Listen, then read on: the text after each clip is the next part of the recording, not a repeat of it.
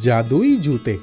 राहुल अपनी माँ और बहन दिया के साथ रहती थी। राहुल के पिताजी के पिछले साल बीमारी के वजह से मौत हो गई थी। तब से उसकी माँ इधर उधर काम करके उसको और उसकी बहन को पाल रही थी। दोनों भाई बहन पढ़ने में और दूसरे काम में भी बहुत तेज थे। राहुल का चयन दौड़ के लिए हुआ था। यह दौड़ की प्रतियोगिता उसके लिए जितनी महत्वपूर्ण थी, उसके परिवार के लिए भी उतनी ही जरूरी थी। अगर वो ये दौड़ जीत जाता है तो उसकी 12वीं तक की आगे की पढ़ाई, उसकी कॉलेज फ्री कर देगा। माँ, मेरे जूते फट गए हैं और 1 हफ्ते बाद मेरी प्रतियोगिता है। मैं बहुत मुश्किल से इस प्रतियोगिता में चुना गया हूँ। ये क्या किया?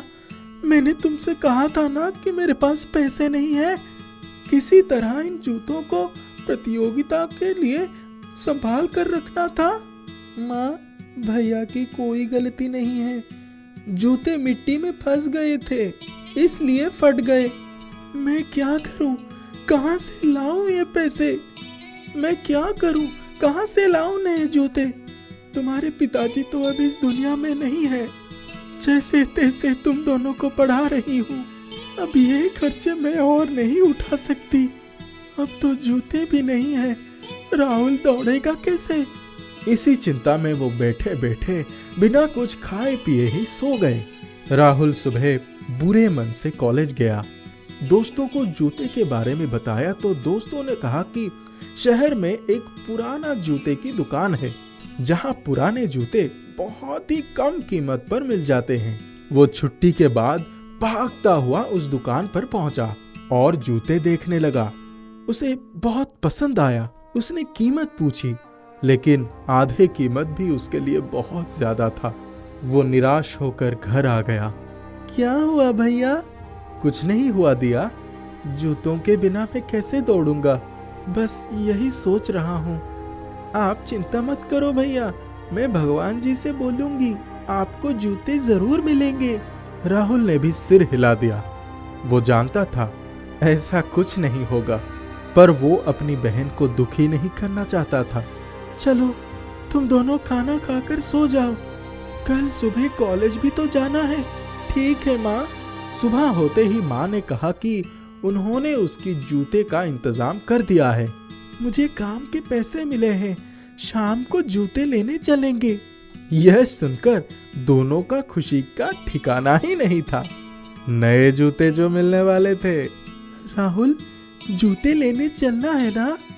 माँ, एक पुरानी दुकान है, वहाँ पर जूते आधे दाम में मिलते हैं।